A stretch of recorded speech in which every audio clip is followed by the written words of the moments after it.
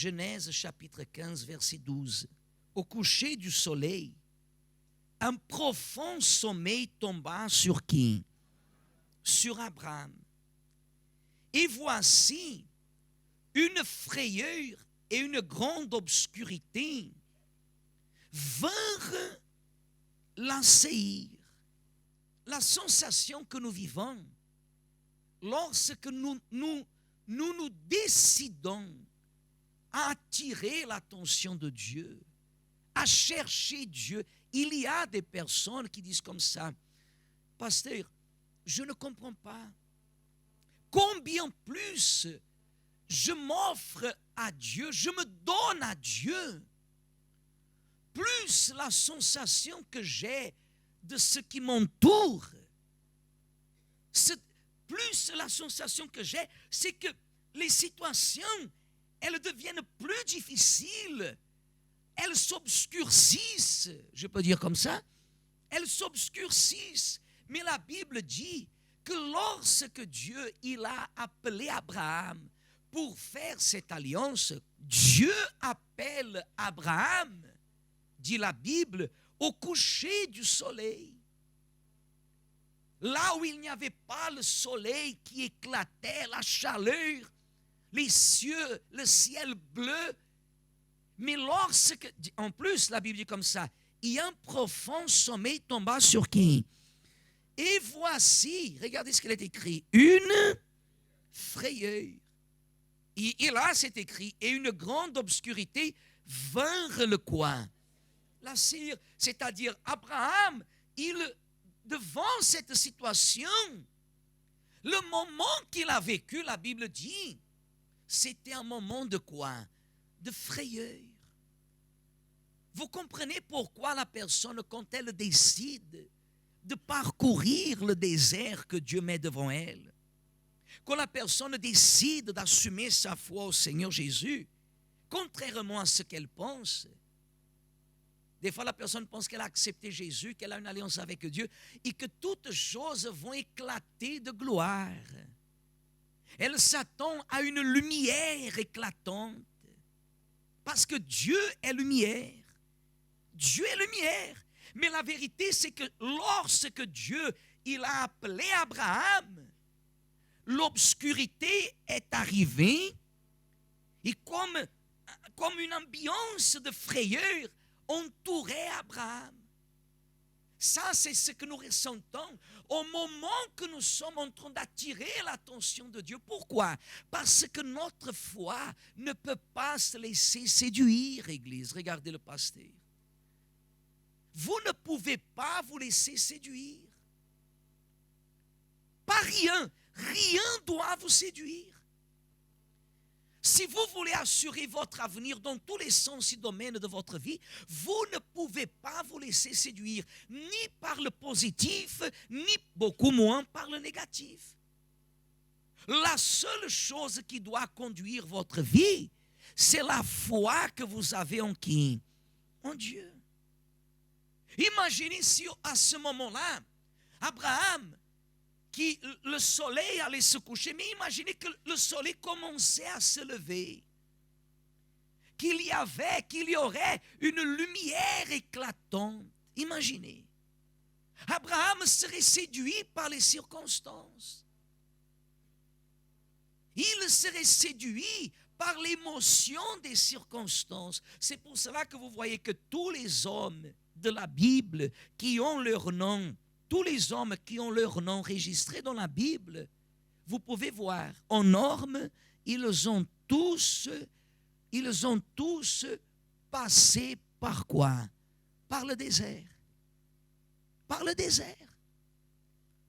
Tous les hommes de la Bible qui ont leur nom enregistré, tous les hommes qui ont leur nom enregistré dans la Bible, ils ont dû passer par le désert. Et des fois, vous savez ce que beaucoup font? Beaucoup sont en train de fuir du désert. Pourquoi? Pourquoi beaucoup sont en train de fuir dans le désert? Parce que désert, c'est désert. Qu'est-ce qu'il y a dans le désert? Et des fois, le chrétien, il fuit du désert. Et il va dans la gloire de la chair. que c'est l'orgueil, que c'est la vanité. Et tous ces symptômes-là, vous savez ce qu'ils produisent? Ils nous font éloigner. Ils nous font éloigner du pays entre guillemets dans le monde spirituel, du pays que Dieu le prépare pour nous. Combien d'entre nous, peut-être aujourd'hui, ont été tentés par l'adultère, par la prostitution? Regardez ici. Combien de personnes parmi nous ici ont été tentées par le vol? Peut-être vous n'imaginez pas, mais peut-être la personne qui est à côté de vous, elle a été tentée par la prostitution, elle a été tentée par l'infidélité. Et elle a dû résister, elle a dû sacrifier la volonté de sa chair pour se soumettre à qui? À Dieu. C'est pour cela que si vous ouvrez votre Bible, avant que nous participions de la Sainte Seine, dans le livre d'Osée, s'il vous plaît, Osée, chapitre 11. Quand Israël était comment? Jeune, je l'aimais et j'appelais mon fils hors d'Égypte. Mais ils se sont éloignés de ceux qui les appelaient. Qu'est-ce qu'ils ont fait? Ils ont sacrifié à qui? Au Baal. Ils offert de l'encens aux idoles. C'est moi qui guidais les pas de qui?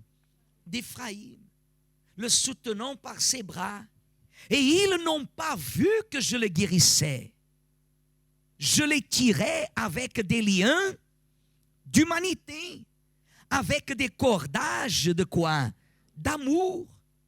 Je fus pour eux comme celui qui aurait relâché le joug près de leur bouche.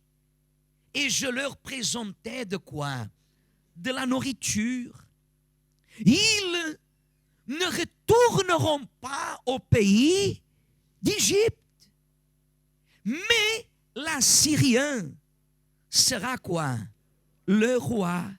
Parce qu'ils ont refusé de revenir à moi. Verset 6. L'épée fondra sur leur ville, anéantira, dévorera leur soutien à cause des desseins qu'ils ont eus. Verset 7, c'est ce verset que vous devez marquer à la maison, ici en esprit. Qu'est-ce qu'il est écrit au verset 7?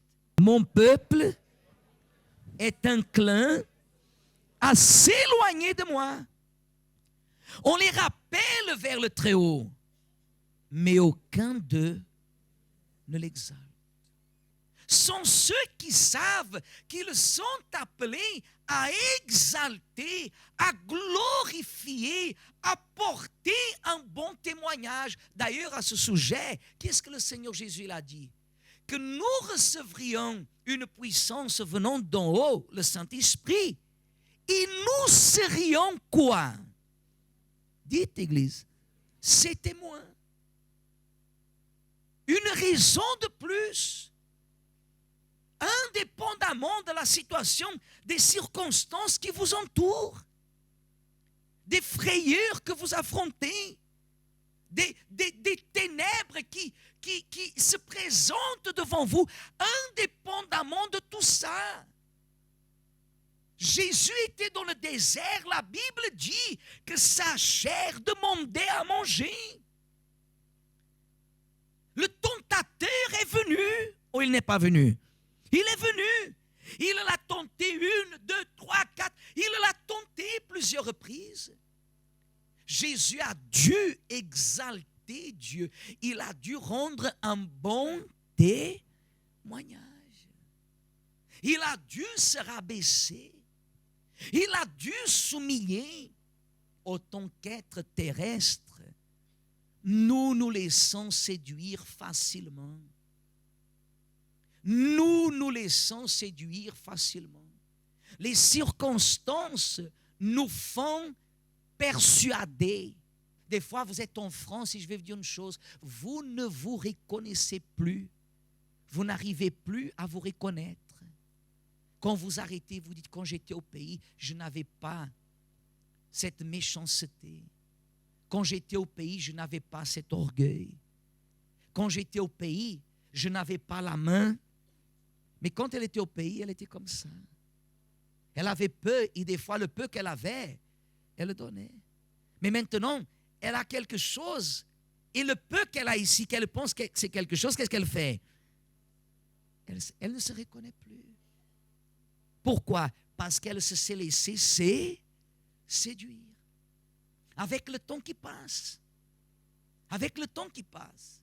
Vous ne devez pas laisser que le temps passe et sans vous apercevoir devenir méchant, rebelle, orgueilleux, vaniteux. Ça existe? Vaniteux. Vous ne devez pas. Vous ne devez pas permettre une telle chose. Le temps passe et on pense qu'on est quelque chose. On n'est absolument rien. Si nous voulons marcher vers la terre promise, et c'est en participant de la Sainte Seine que Dieu nous donne la condition d'avoir en nous la même condition qu'il y avait en Jésus, l'humilité. Amen. Ceux qui ont été humbles sont ceux qui ont écouté la voix de l'Éternel. Ceux qui ont été orgueilleux sont ceux qui ont résisté. Ceux qui ont été humbles, à l'exemple de Josué et Caleb, ils sont entrés dans la terre promise. Ceux qui ont été orgueilleux, ils sont morts dans le désert. Dieu ne nous fait pas sortir, Église, de l'esclavage pour que nous venions à mourir dans le désert. Dieu nous fait sortir de l'esclavage pour entrer dans la terre promise, afin que nous puissions l'exalter. Afin que toute personne, Église, sans exception, toute personne qui parlera de vous, elle n'est pas la condition de dire quoi que ce soit. La seule chose qu'elle pourra parler avec vous, parler à votre sujet, c'est du mensonge. Elle pourra mentir, mais vous savez que quand on ment vis-à-vis de quelqu'un qui est vrai, la vérité finit toujours. Amen, Église. Amen. Alors les personnes ne peuvent rien dire. Vos voisins ne peuvent rien dire. Votre famille ne peut rien dire. Vos collègues au travail ne peuvent rien dire. Toute personne qui vous connaisse, qui vous regarde, elles doivent rester comme étonnées. Elles doivent voir en vous la gloire de qui? De Dieu. Et ça, aujourd'hui, se résume à la présence de qui? Du Saint-Esprit. Parce que comment puis-je avoir le Saint-Esprit? Une seule condition, Dieu, il exige. Il exige que dans ce corps, dans votre corps, par exemple, ici dans ce corps, pour que Dieu puisse demeurer en moi, personne d'autre peut demeurer. Amen. Ni séraphin. Pour que le Saint-Esprit puisse demeurer en moi, séraphin ne peut pas demeurer ici. Qui demeure? C'est le Saint-Esprit. Là, il rentre. Amen. Là, le Saint-Esprit, il trouve la condition nécessaire.